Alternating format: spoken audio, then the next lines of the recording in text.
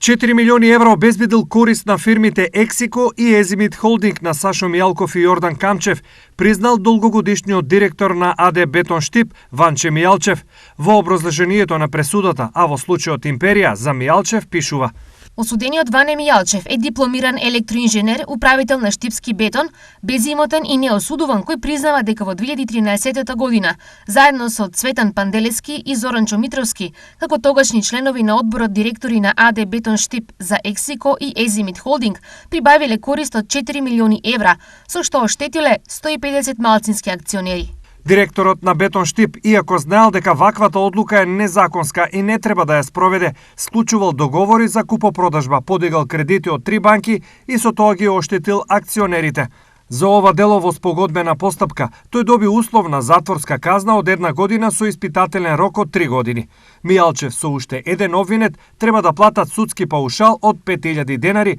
како и трошоците за кривичната постапка, односно вештачењето во износ од над 890.000 денари.